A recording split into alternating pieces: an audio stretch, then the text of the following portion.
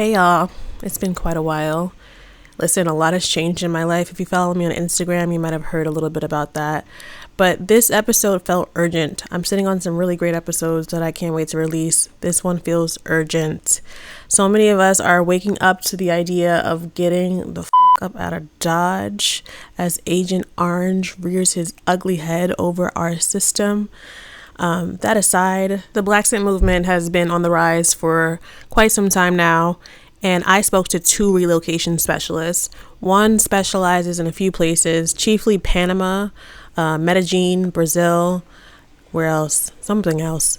And the other specializes in Dubai. These are hot places for relocation for Black people for a myriad of reasons.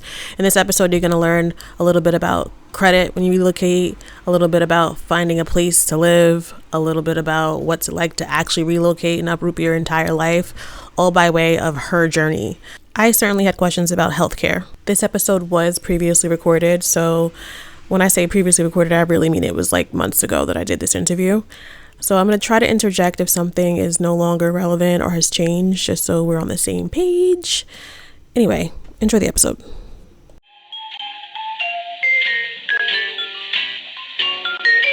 Hey there, fellow commuters and go-getters, and welcome aboard the Express Train to Success. Coming at you from the heart of hustle culture, I'm your conductor of candid conversations and snappy insights, Macy, and this is none other than the Office on Avenue M podcast. Stand clear of the closing doors, please. We're about to dive headfirst into the maze of entrepreneurship and career journeys while being human, which happens to feel like a really hard thing to do at the same time for some reason.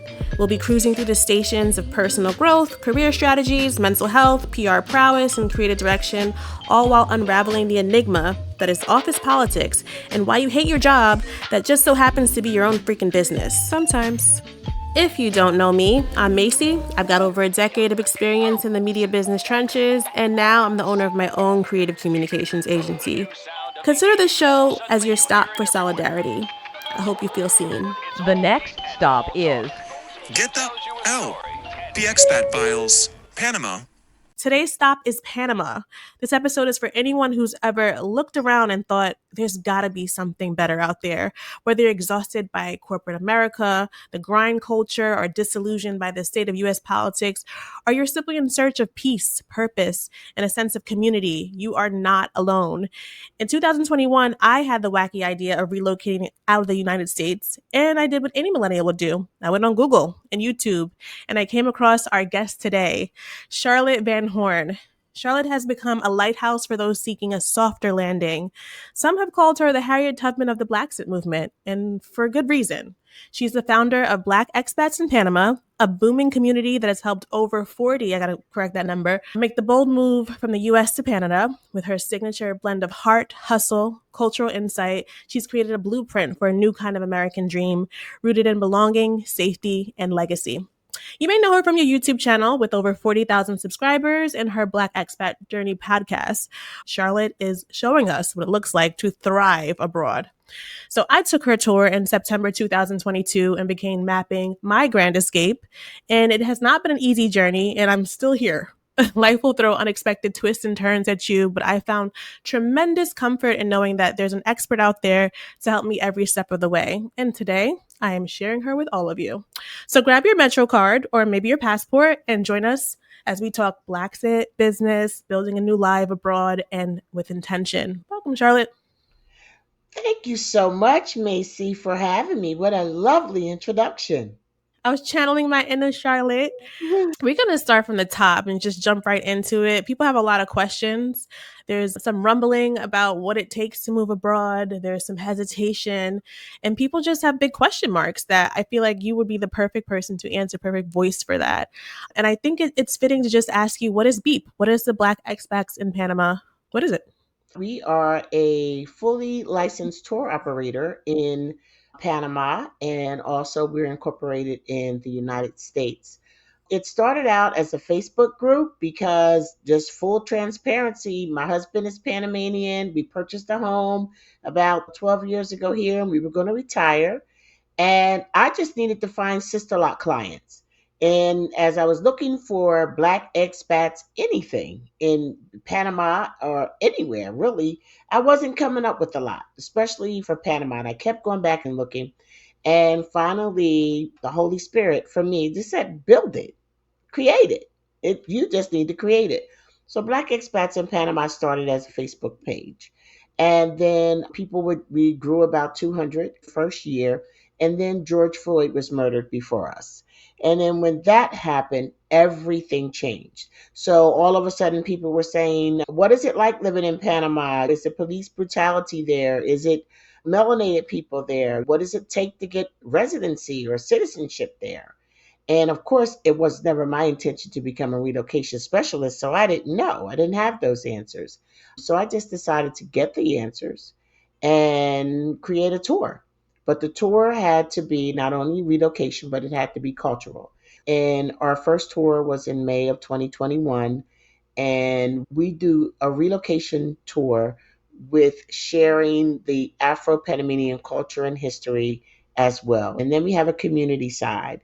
The community side, we've built a strong community here where we create safe places for Black expats in Panama to get together and meet and grow their tribes. You said it started at 200 on Facebook. How big is it today? The community and the Ten online. thousand, ten Jeez. thousand two hundred today in just that group. 40,000 followers is across my networks, but this particular group is over 10,000 at this point. And as far as people who have moved here and been able to get, as far as getting their residency, that's where we've done really well. Our attorney, Giovanna Burnout of Prime Solutions Tax and Legal, she has processed over 500 Black Wow. expats in Panama through Black Expats in Panama. Yeah, to get their residency and or incorporate here in. Okay, how long have you been there? Because I know you said you moved before the pandemic, before the George Floyd murder. The Yeah, murder. The it was a murder. murder. Call it what it is, right? That it is, yes, exactly what it is. It was the murder. It was very traumatic and devastating for us that had to watch it. And I always just think about his family because it was just, I'll never forget that day. I will never forget that day. It was just something happened. And I had to be so careful when I talk about it because I really get so emotional. But it was life changing in a lot of different ways. We purchased here 12 years ago and I Mm-hmm. moved here full time in November of 2021. November 2021. Uh-huh. Wow. Okay, so then that means that the timeline before you and I met, you'd been there for about a year, full time anyway. Okay. Because I think I started September 2022 ish is when I did the tour. Okay. Something Oh like my that. gosh, that time went so fast. I know. And I have some deep feelings about that, but I digress. That's not why we're here. Okay. So I took your tour, like I said, in 2022, and I felt what I would describe as a deep sense of home from you and Mhm. from the community that you cultivated. It was definitely joyful, it was educational, in a way spiritual. I made some friends. How did you Mhm. design that tour to be so layered and affirming for folks, or was it just me? No, it wasn't just you. I think that I just designed it by moving in the spirit on this thing. And I'm not religious in any aspect, but I am very spiritual. And a lot of the things that I've done, I always pray for witty ideas and inventions. And they're just things that I instinctively knew to do.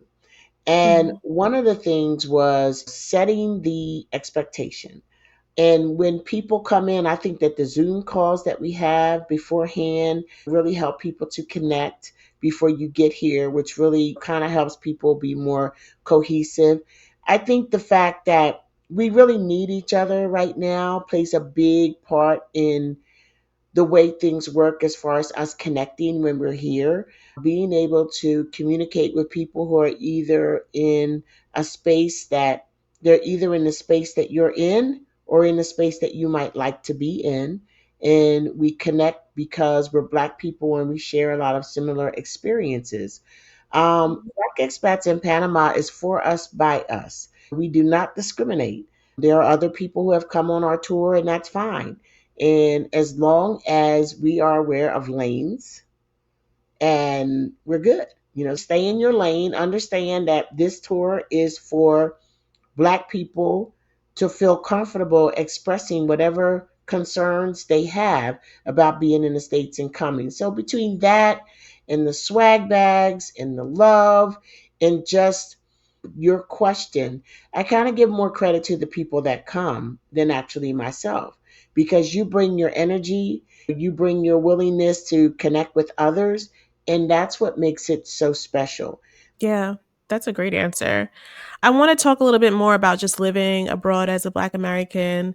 As it relates to Panama, what do you think attracts folks to Panama in general, US citizens? What is it about Panama that makes it special or an attractive place to relocate as an American? First of all, it's close to the US, very close to the US. You can get to Panama from most places in the US faster than you can get to some places in the US. So the proximity is very important for Panama. I think that Panama has been in the news for the last few years as one of the best places to retire. So that got a lot of attention for it. And then honestly, I think that for us just learning that Panama is a melanated country. It's like there are so many Black people here. I think a lot of people didn't know that. But before I started to explore and learn more about the Afro Panamanian culture, I just saw Panama as very fair skin, straight black hair, the pom pom, in the on the pollera, but there's so much more. And so I think that as people are starting to recognize the Caribbean, West Indian culture here, that's a draw as well. And just getting more information about just the rich culture. Also, it's the pensionado. We have a very good visa for people who have pensions, whether you are quote unquote pension age or you just have a pension. It's very easy to process the residency and the infrastructure. The Yeah. infrastructure, and I mean, you have been here in almost 3 years. You would not believe the changes even since then. Wow. For me, it definitely a big draw was the infrastructure, the $1 to $1 ratio, Mhm. it being so close to the US. And then just hearing so many glowing reviews from people who look like me who have thrived there. So there's a lot going on in the States. We know that. A lot of Black Americans are waking up to the idea that they don't have to just, quote unquote, tough it out, if you will. They can choose peace and they are choosing to leave the States, whether it's Panama or somewhere else. Mhm. How have you seen that realization unfold in the Beep community specifically, with people on your tours? Tremendously. Big difference between the people who came on my first tour in May of 2021 and the people who came on my last tour. The people who came on the tour initially came scared. They were curious enough to come, but not courageous enough to make a commitment to doing an international move. Nowadays, by the time people come on the tour, they come with their background checks. They come with their background check. They come with their marriage certificates, apostille, and they are ready. They have an appointment with the attorney. They're at the immigration office and they stay a few extra days. They're at the immigration office and they go home with their temporary IDs.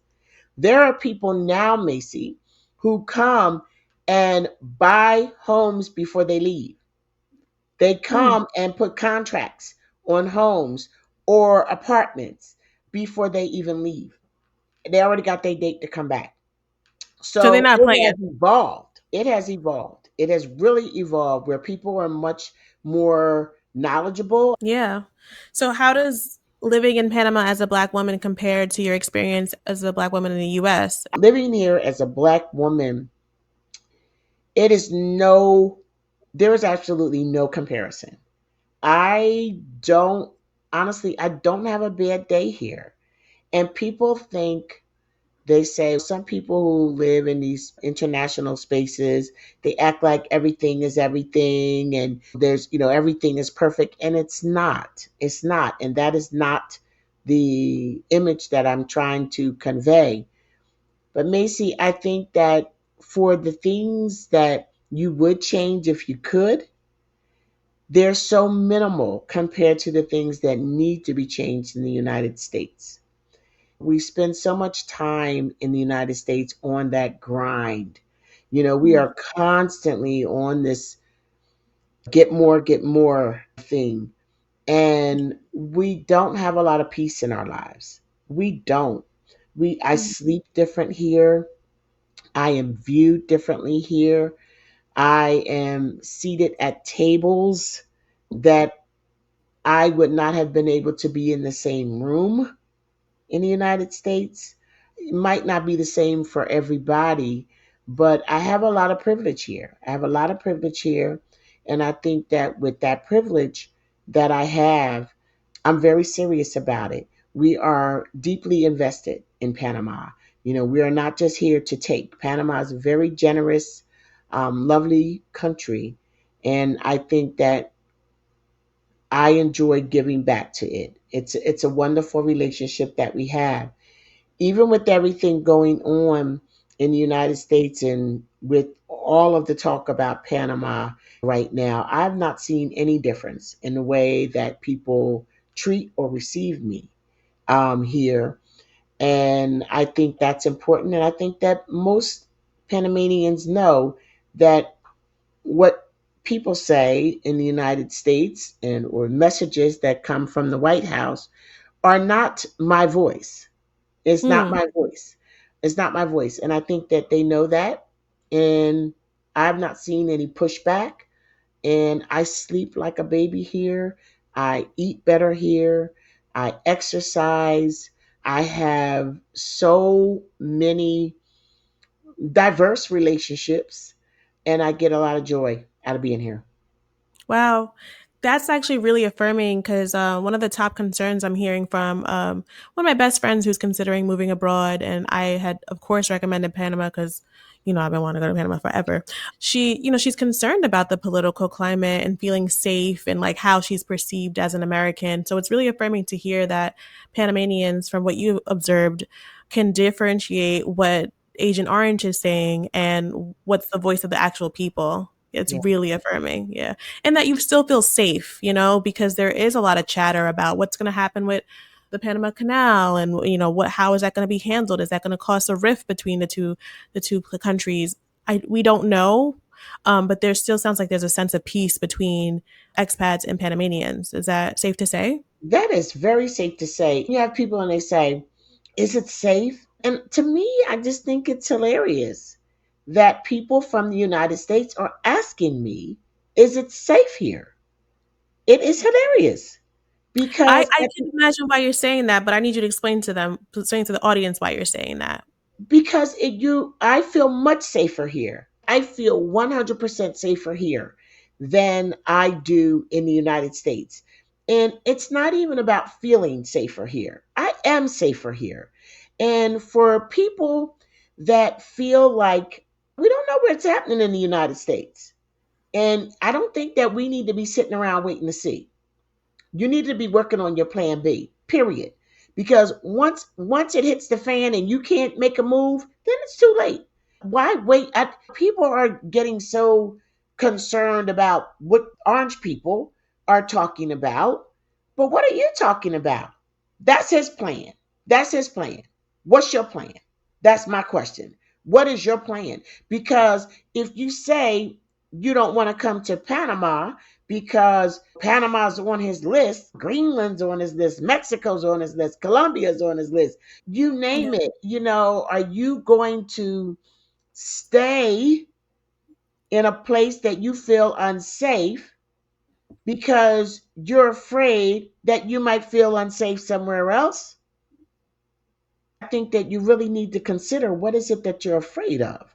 I am more Mhm. afraid of the living in the United States than I am of living anywhere that's on my radar. Mm. That's powerful. And I tend to agree with you. My fears are not necessarily around what Donald is doing, but it's more about letting go and things like that. And that's another topic we'll have to talk about in this conversation too. But thank you for that. And I really Mhm. hope that message is received for those who needed to hear it. Mhm. I want to get back into the actual process of going from US to a new country. What are some of the, challenges that come with that, like unexpected challenges related to maybe homesickness or bureaucracy, anything that you experienced that was a shock for you when you first decided to be in Panama full time? Of course, number one would be the language. Mm. The language. Panama is a Spanish speaking country. So, in addition to coming to a new culture, you're coming to a new culture and you don't understand the language. That is harder to navigate. And in the beginning, to be perfectly honest with you, I have been in tears at more than one occasion because I have just felt like I am inadequate here. I'll never make it here. I really used to feel that if my husband ever left, my husband is Panamanian, and if he ever left or for some reason we weren't living together in this space, that I couldn't live here. And I have since overcome like all of that. And my husband was like, I have more friends in Panama than he does. So I would say it's the language. And then it's probably the pace at which things are done. We are very microwave society in the United States. Like, what is going on? Why can't this be done already? I mean, it's just this or it's just that. Taking a year to close a mortgage is like something that is absolutely unheard of in the United States for us, but could be a common occurrence here. So that part, the pace at which things are done is a big thing. For me, I'm a businesswoman, and sometimes the business philosophy and how we conduct business as North Americans compared to Central Americans, Panamanians, is very different. Panamanians are very, very personal. They want to sit in front of you for everything. I'm like, can we do a Zoom? Can we have a call? But most of the time they like in person meetings. They still go to the bank, those kinds of things. And now I understand my husband a lot better being here. But those were like some of the things that I found the hardest to adjust to. The traffic, the way that they drive here is just off the chain for me. It's just it's too much. It's too muchy. It's too muchy. For them to be quote unquote the happiest people in the world, you never know once they get behind a wheel because they are so aggressive and so in a rush, it seems. Those and the other thing for me is critters. Living in I'm from Jersey. Virginia I started to see more lizards as, we got closer to leaving. But here the geckos is a thing for me. So that's hard. I'm better now, but that was hard for me to get used to. That was hard for me to get used to, but I said these geckos ain't running me out of here because I love it here. I love that. On Mhm. the flip side, what were some of the unexpected joys of moving that you didn't anticipate? The friendliness of the people. I think that the thing that surprised me is just the warmth of the people. Yeah, Panamanians are like, if you're in a doctor's office, or any public place, when someone comes in the door, they speak. They just do a general greeting, that's which how it should be. it is. And I remember my husband telling me a long time ago, it shows good upbringing, when you do speak. And you just kind of as you get here and you stay here longer, you just start to kind of fall into those kinds of things. I think that the level of interest that people have in Black expats in Panama as a business and as a community was surprising to me. Because when you have anything that has the word black in it, we know that it's going to receive extra scrutiny. And then you're going to have those that say, why it got to be black? And there's a lot less of that than I would have expected. You know, Yeah, yeah. a lot less. It's interesting. Early in the conversation, you said your perception of Panama before actually like immersing yourself in Panamanian culture was, you pictured more fair skin, black, dark hair. I always associated Panama with like people who look like me or darker, and I was surprised to see the opposite. But you also just said that there's this perception that if you have a black business, quote unquote black business, it's going to get more scrutiny. It's not a perception; it happens, right? It's something that Mhm. actually happens. So I wonder then if you could explain for our audience, you do bring Black history into everything that has to do with the Panamanian experience through Black Expats in Panama. Why Mhm. is it so important that this history travels with us, even across borders? Why is it important that the history is encapsulated in this, the tour and the brand? I think that initially, my main reason is I don't know if they do relocation tours to the United States. I don't know. But if they do relocation tours to the United States, I doubt very much that they're sharing the African American history, culture, and contributions. And I feel that that is why people come to the United States and they disrespect us, because the only knowledge they have of us is what they see on the TV or social media or what people want you to see. I just feel like coming into a space like Panama that you need to come and put a little respect on it. That is why it is important for me to share the Afro Panamanian culture and history, because just like right now, there's a whole lot of talk about what the US has done with regard to the building the canal. And you have this vague comment that they make about 30,000 plus lives lost. Those were not United States citizens that lost their lives. They were black people. They were black people from the Caribbean that lost their lives building that canal. So I felt like, and that's how my husband's family got here. His grandparents came to build the canal. Okay. Mm. And his mother's family came from Jamaica, and his father's family came from Barbados. And I just feel like if you knew that Panama has a black culture and history, and you expected, more black people to be here, but not everybody does. Panama is one of those places that people are still saying, "What's Panama?" A lot of people are still like, I mean, now Panama is much more in the news and, much more spoken about, especially since it started hitting that retirement list. But before then, people was like, "Where's Panama?" When I met Mhm. my husband, I didn't know what Panama was, but I didn't know what the next country over was either. So I was just that girl. But I think it's important that when we come here, we come with a level of respect, and that we are able to connect with others in the diaspora.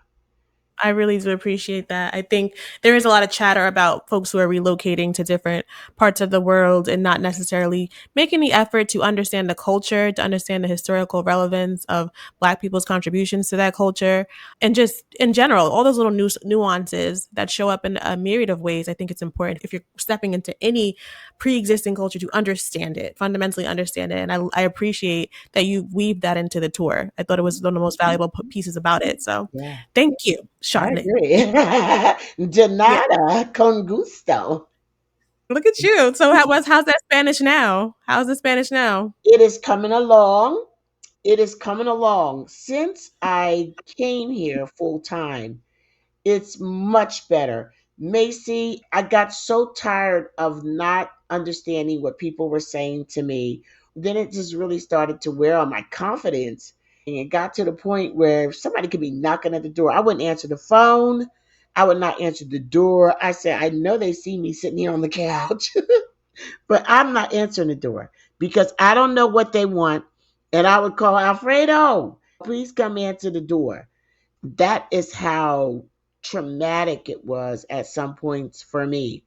You need to learn the language in order to make the connections and the relationships with these Yeah. wonderful people that live here. You're going to miss out on so much if you don't try. And the good thing is that they will not judge you for trying. They will not make you feel bad or stupid because you're Mm-hmm. saying things like totally wrong. I started to become better friends with my neighbors when we started to work out together. And they were from Venezuela. And of course, they spoke Spanish, very, very little English. And we were learning so much by working together. And that is how Cafe and Conversation was born. So, Cafe and Conversation is a program that I think is over 3 years old now. We get up, we practice introducing ourselves, where do you live, practicing our numbers. And then we just kind of use that opportunity to connect with others and talk about the anxieties that we have when it comes to speaking Spanish, the triumphs that, we've been able to master, the goals that we have, the tools that we're using that are helpful. And it's a very, it just turned out to be a little thing. It's nothing formal, but it's so good, Macy. I It want to. is. I want to try it. Yes. When I was there, Charlotte, I actually among my group, I ended up being the one that was doing the most communicating Yes. because I studied Spanish in school. My mom's pretty fluent, but I never had a firm handle on it. I was good at reading and writing, but conversationally, I always got a little intimidated. So that was one trip where I really felt like I can put my vocabulary to and my conversation skills to use and challenge them. So I do think that immersion piece is so important, right? Just like in that 1 week alone, I was feeling so much more confident in my Spanish. So I Yes. can imagine with an ongoing activity like this one, it only gets better and better, right? Yes. Yeah. A lot of times, Macy, it's just having the courage to speak out loud. Yeah. Some And that, people come and they've been here for years and have never spoken Spanish. mm, yeah, that's crippling because, like you said, you're not going to be able to connect with people. You're going to miss opportunities. You're not going to get the full experience because the people make the culture. If you can't connect with the people, uh, You're uh, right.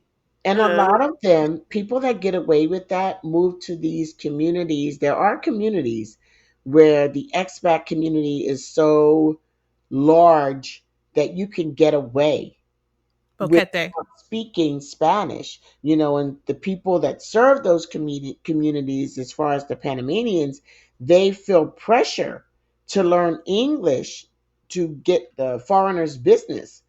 But when you live in a place like me, I live in a middle class Panamanian neighborhood, but everybody speaks Spanish.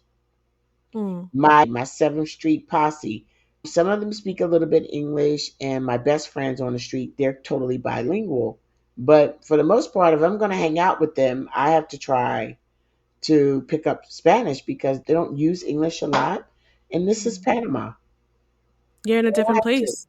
Yeah, They don't right. have to. I'm the one that needs to figure it out. Exactly. I appreciate that. Yeah. Okay, so I want to go back to this statement you made about like the perception that people who relocate are usually well to do or wealthy. And I think it's really important that we name that. Like, it's not something that's limited to those who are wealthy. So, what do you say to someone with like limited means who still wants out? They want to relocate. Check it out. If you can afford to come and do a relocation tour, invest that in yourself. Invest in yourself by doing that. Then you can come, you can realistically see what things cost and what can you afford, because maybe a lot of stuff, if you're in like a really low income, a lot of the stuff that you might see other expats living, you might not be able to live like that, or you may not be able to live right in the city. But you can come and you can compare, how much you can get for your money United States and how much you can get here. And I think that most of the time you're going to do good. You're going to do better here because you have a lot of choices. Also, if your money is modest, then you need to be thinking about your current debt. How much debt do you have? Don't think that you can leave the United States and leave your debt behind. And don't think when people say you can live here for $1,000 a month or whatever. Living somewhere is not just about the rent. It's not just about the rent. Most North Americans living here, you need air conditioning because we're not accustomed to the heat. And that air conditioning bill can be significant. I mean, I think my husband has had a bill as much as $400 for the month, and he gets jubilado discount. So he gets a discount because he's an old man. Oh, Yeah, Al will be 70 in October. is he? I didn't know Yeah, that. he will be 70 in October. And so, count your ducats. And I say this, it may not be popular, but I don't care. I think people file bankruptcy for less. You know what I'm saying? By whatever means necessary. Don't let people make you feel that you're bad because you reorganized your money. Okay, Mhm. bankruptcy is a reorganization. If you are eligible for a seven and you can do it, okay, Mhm. by any means necessary. Of course, you may be inconvenienced somewhat, because you have a fresh bankruptcy on your credit, so you need to navigate that, know what to expect, make sure you stash in your cash because you're going to need more cash to do everything. But if you can make a new start and have your money to start your new life, I would say don't discount that. I'm not encouraging you to do it, but I'm saying that you need to make sure that if you can have some years of your life that you're doing some of the things that you want to do, that you're living in an area where maybe at home you wouldn't have been able to do, small trips. You're in Panama. You're in Panama. It's easy to go to Belize, easy to go to Colombia, Costa Rica. I mean, take advantage of the proximity of Panama to other places that you may have wanted to travel before. Just really count the cost and ask questions like, how much is food? Make sure that when you coming in and you say, well, my social security is 1,700 $1,800 a month or $1,500 a month or whatever. So, but out of that, how much bills do you have? Mhm. So you have to be realistic, and you also want to consider, do your research. Ecuador, I understand, is very less expensive than living here. This may not be the place for you if your income is too small, but there is a place for you. I was doing a radio show, Blaxit.com, BlaxitRadio.com. I would always say, this is your girl, Charlotte Van Horn, Black Expats in Panama, by way of little old Glassboro, New Jersey, right here on the radio station. Because I want people to know, Macy, that relocation and exploring this is not for the rich. It's not just for the rich, as we have thought in the past, right? That even small town folk, and I encourage people who have modest retirements to consider relocating because your money goes so much further in different places. Yeah. My understanding is that no, Panama is not the most cost effective country in Central America. However, it is notably less expensive than some major cities in the US still. So that is my guiding principle when I'm thinking about relocating to Panama, which brings me to some more practical questions about how to actually do it. Can you explain to the audience, in just plain terms, can you work in Panama if you're a US citizen who's still working and not retired? No, most of the time, no.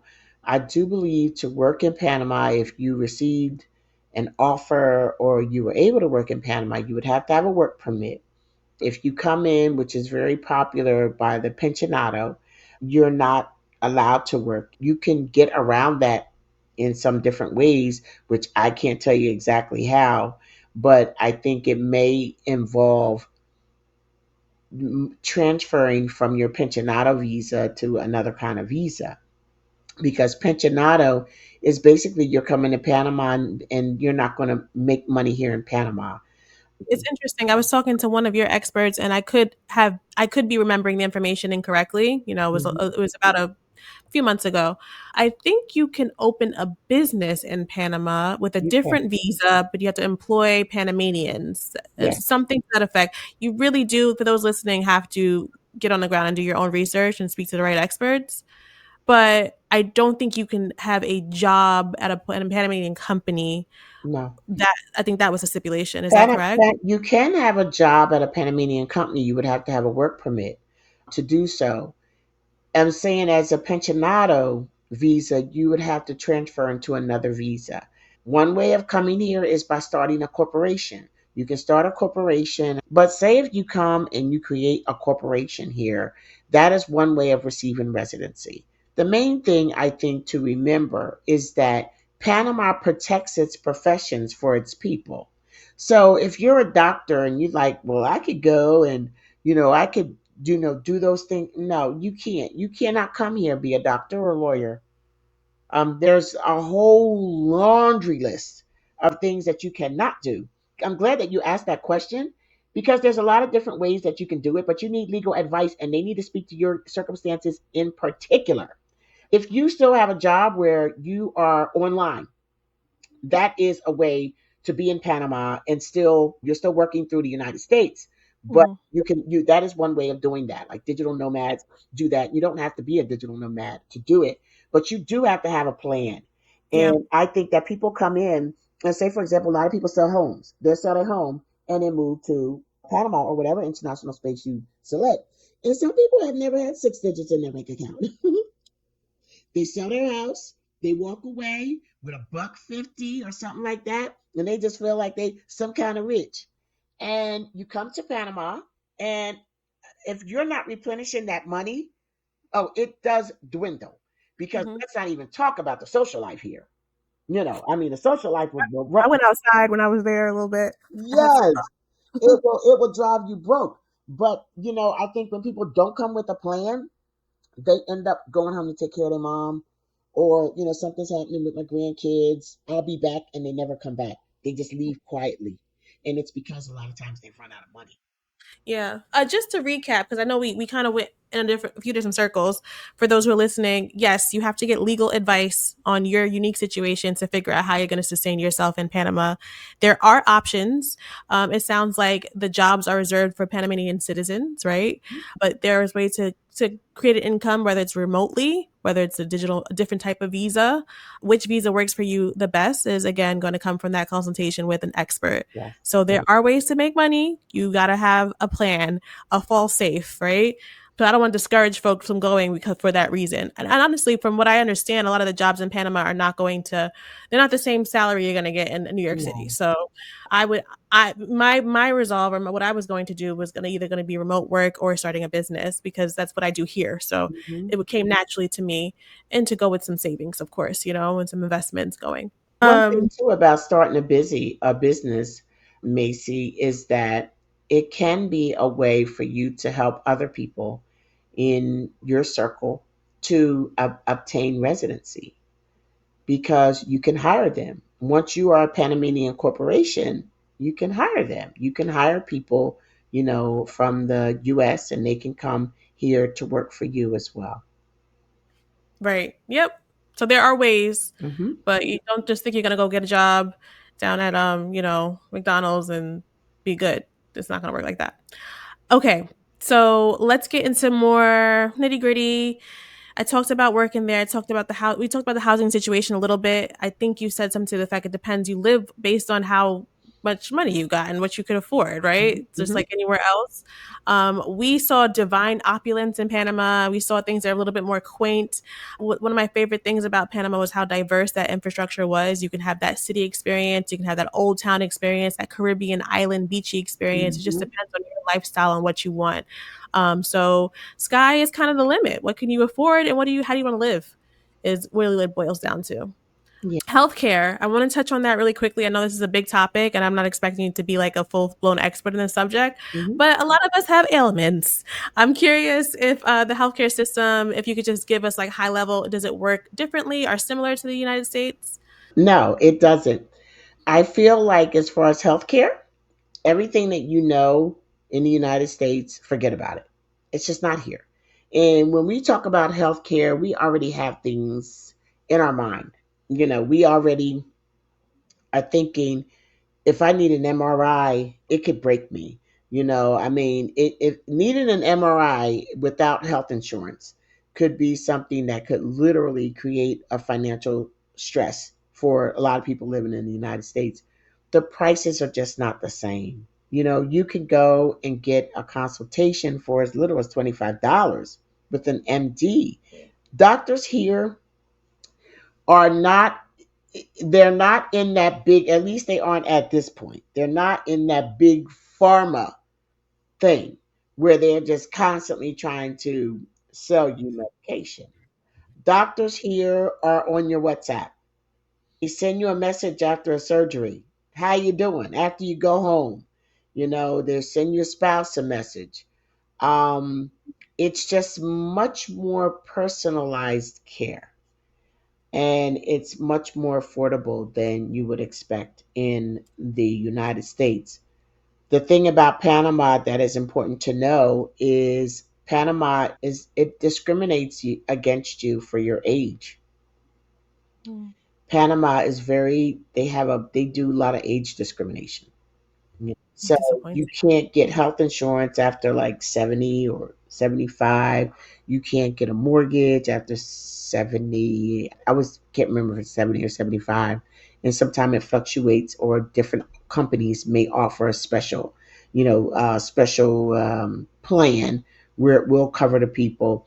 Pre-existing conditions are going to be considered in the same way that they are in the United States, but there are some programs or some plans here that you can get that if you're pre-existing, you have to report that pre-existing condition, but then after like so many years, I don't know if it was 2 or 5, if you don't have any issues with that pre-existing condition, they'll cover you.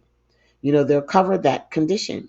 So different things like that. Our tour, I don't know if we had an insurance broker with back when you were coming here, but now, like on the first night of our tour, we have a doctor. We have Dr. Duncan. We have Dr. Duncan has his own practice now. We have Dr. Duncan. We have Giovanna for legal. We have our real estate team at House Hunters Panama. We have an insurance broker and a moving company. Hmm. So to cover those bases, answer questions and things like that.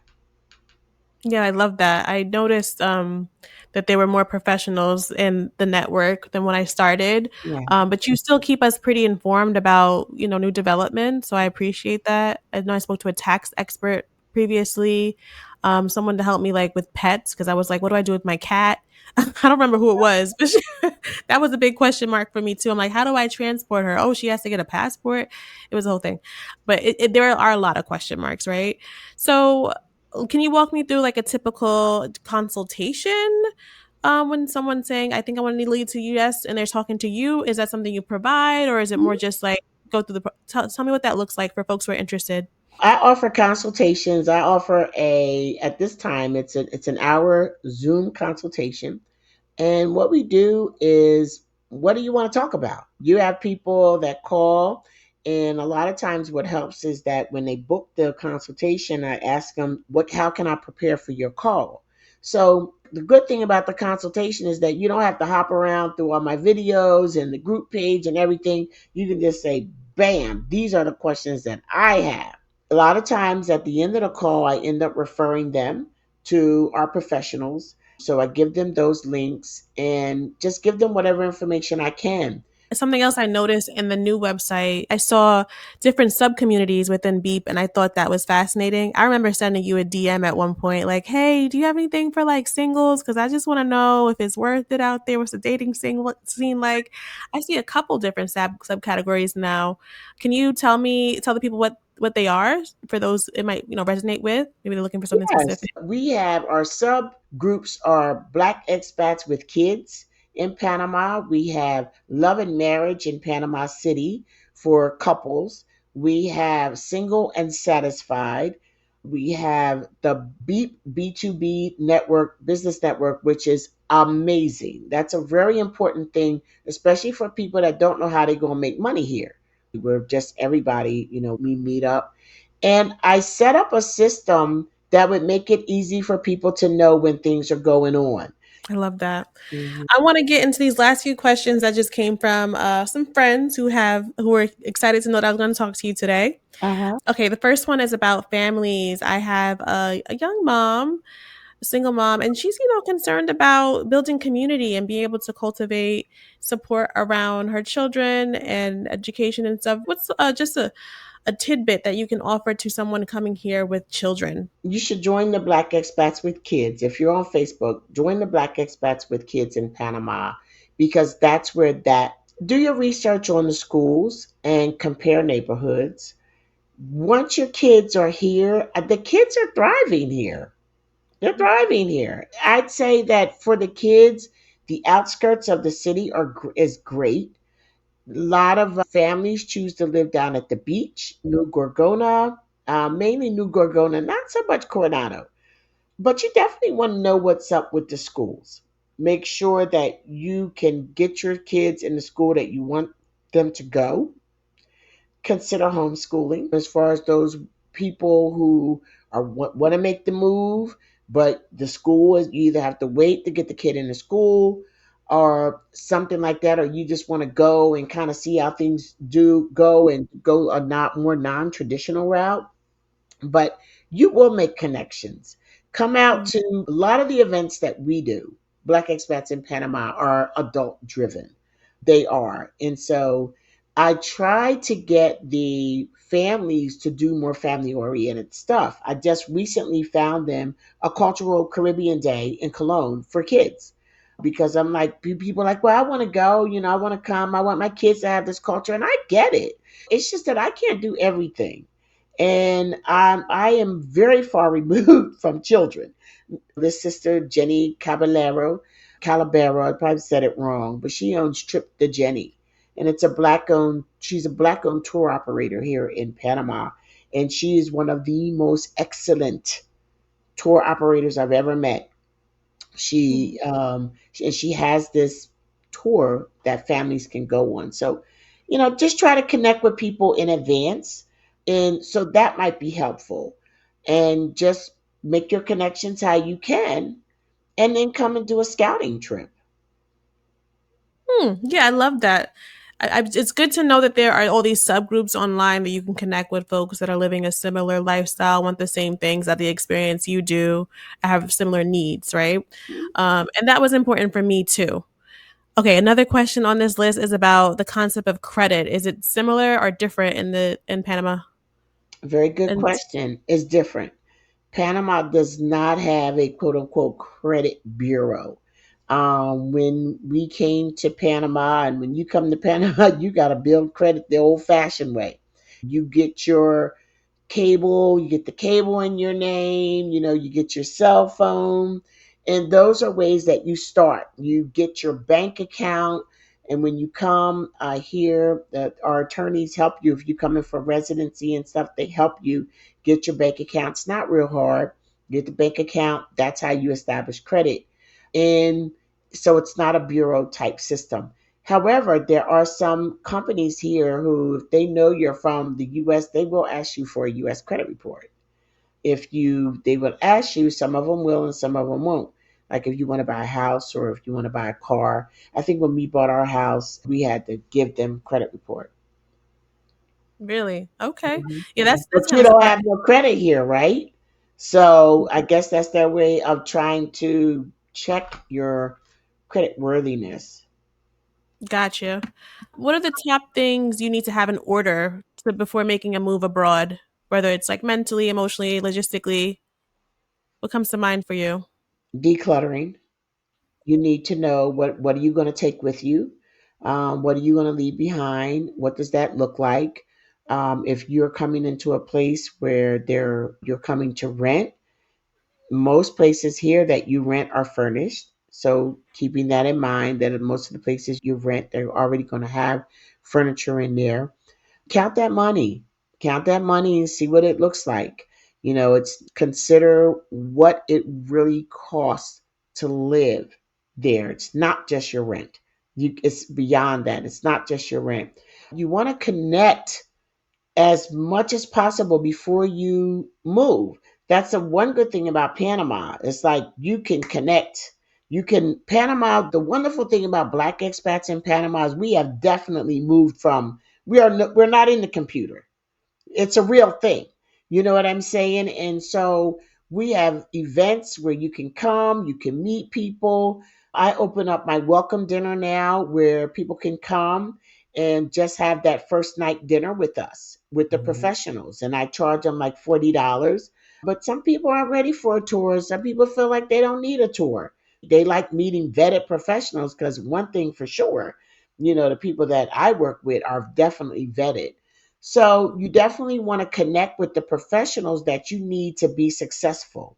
You need to understand that if you're going to be living in another space, another country, do you have to have an attorney to file for residency? How long can you stay there? How much time do you have to have on your passport? But have your money in order. Have your money in order and understand what you're going to do to take care of yourself when Mm. you get to that place. For Yeah, sure. that makes a For lot of sure. sense. And not let, as far as the emotional piece, I would say don't let naysayers and people that don't know nothing about what you know dissuade you from doing what you feel like you want to do. I Mm. would say people would come, they'd be excited, they'd go home, well, they got to pray about it, they got to fast about it, they got to talk about it to people that don't know nothing about it. You have to know that you have an advantage because you've come and you've seen things for yourself. And you've Hmm. gotten information from the people that are not just walking through it, but are trained to do it. Everybody's Yeah. experience is different. I think that we put too much stock into vloggers. Yeah. Yeah, I think in other people's experiences in general and like other people's opinions, and that'll cripple you. You have to make decisions for yourself, hopefully with the right information, the right research, the right due diligence. But you can't really take everybody's opinion into consideration when making these big life decisions. Defer to the experts in what you actually want. So a big thing for me is just selling the stuff. Like I don't know what to do with all of my stuff. The first thing you said was declutter, and I felt personally attacked because I'm not living in clutter, but I do have things that I just would have a hard time letting go. And I do realize that it's like a silly reason to not move, but there's a sentimental connection to some of the heirlooms and just pieces that I've acquired over time. So I have to figure out how would I either transport them, store them, or get rid of them. And that is like a behemoth of like a overwhelming task for me. So I don't know. What did you do for that? Because you were living in the States and you had your full fledged house, and now I'm sure you didn't take all that stuff with you. Did you just get rid of it? I feel like I mishandled that significantly. And I Mm, tell people, like, you're talking about the things that really mean a lot. Start with the things that don't. Just mm, start. Start with the junk drawer. You know what I'm saying? It's like we think about the bigger things or the things that you can't get rid of. But honey, when it's time to go, all that other stuff is just, oh my goodness. I had an absolute meltdown. And I thought mm. I was a minimalist.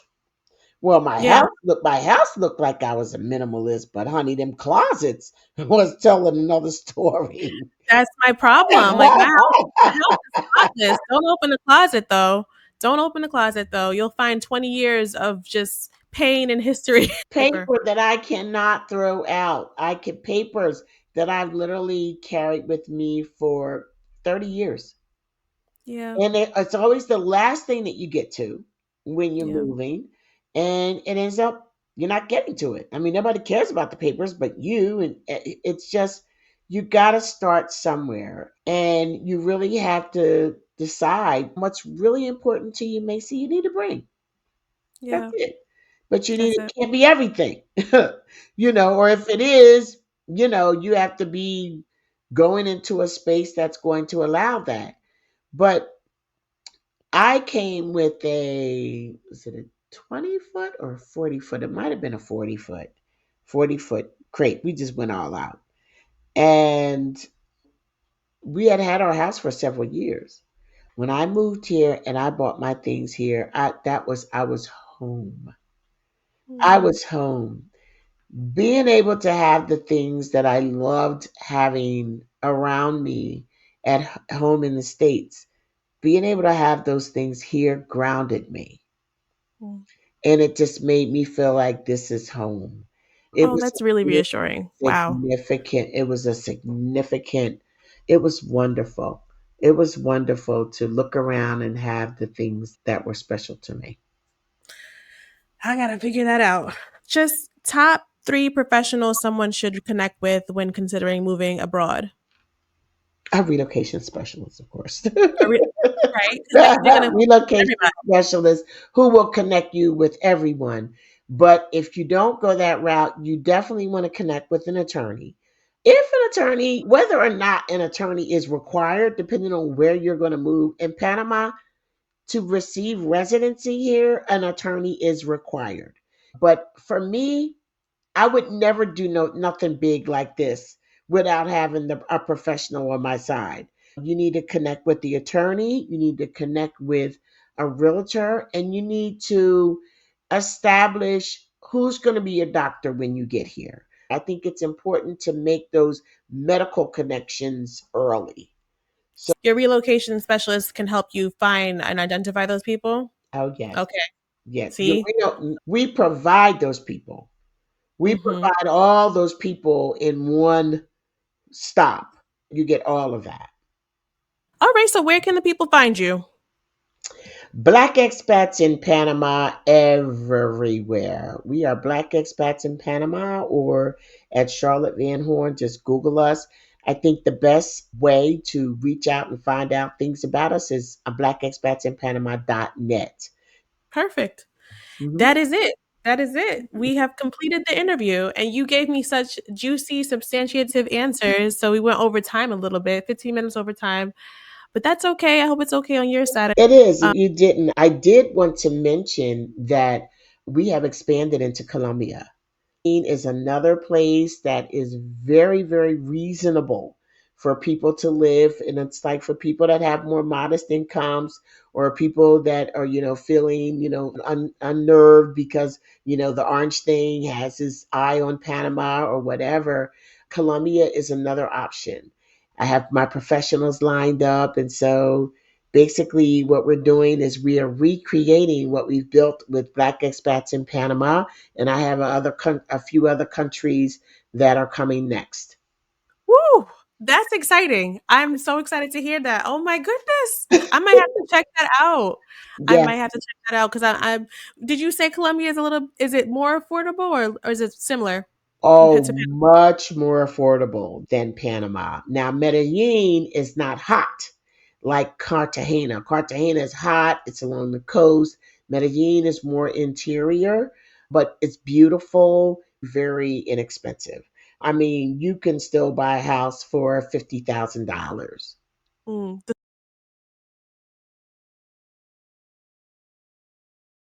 We're all over the world now. We're going to Ghana.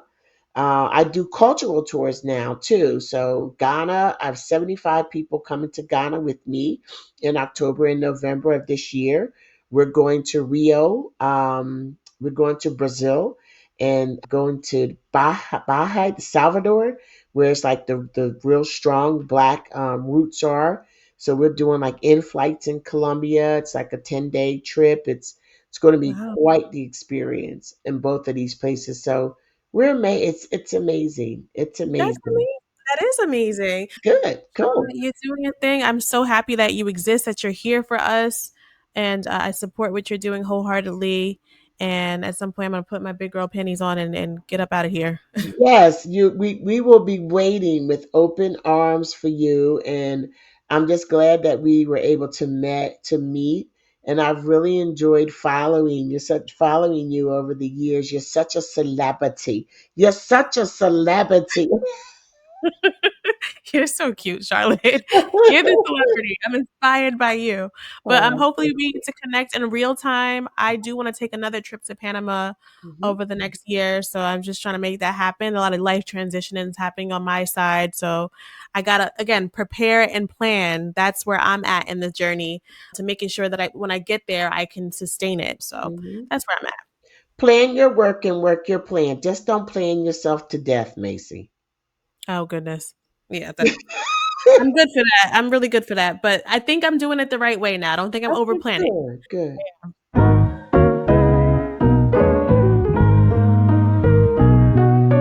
Thanks for riding with us, passengers. If you found this episode entertaining, helpful, or just didn't hate it, please leave us a review on Apple Podcasts so we can get those numbers up. It makes it all worth it. There's more where this came from, so you can find more episodes of The Office on Avenue M wherever you listen to podcasts. If you want to keep in touch with me, I'm at Meet Macy on Instagram. You can also reach me on my website via the contact form at www.macymedianyc.com. Don't ask me why I said www. I'm also on LinkedIn. You can find me there sometimes. This podcast was produced by the Macy Media team and others. I'm your host, Macy Harrell. This episode is sponsored by Macy Media, a media agency dedicated to amplifying meaningful stories to the right audiences. Macy Media specializes in public relations, creative direction, media training, brand development, partnerships, photo, and video production. Thanks for tuning in to The Office on Avenue M.